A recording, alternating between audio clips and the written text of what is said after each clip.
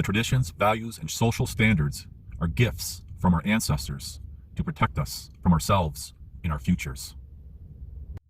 Hello, it's February 2022, and this is going to be a video off my normal topics.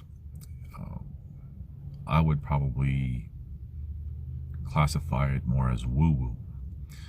And I'm going to plug two channels which talk about or focus more on, or I should better say, question history, true history. And they really highlight anomalies in our history. And a lot of people have talked about, for many decades, about, for example, ancient civilizations being more advanced than we are today because of the things that they were able to do. And we don't know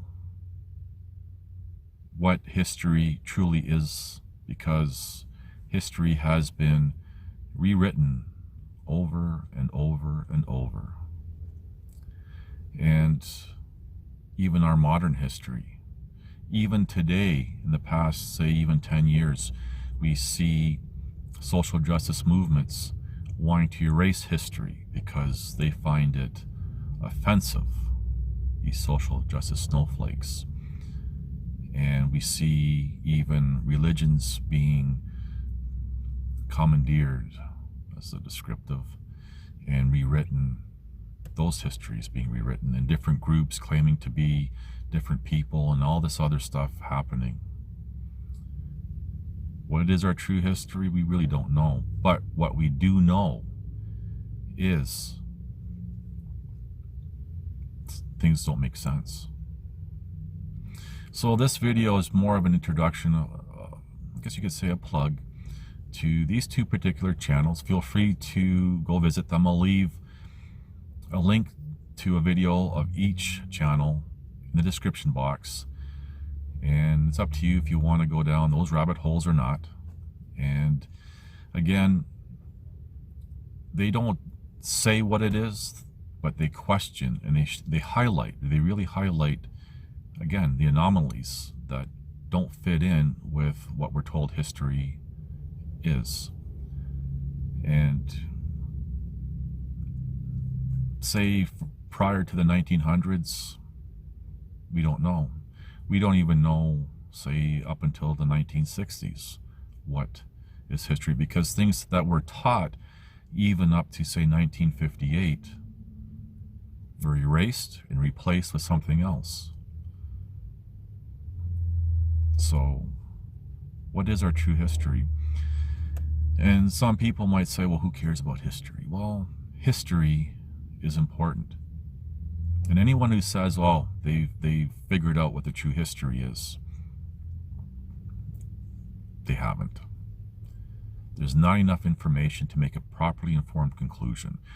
The only thing that we can conclude with absolute is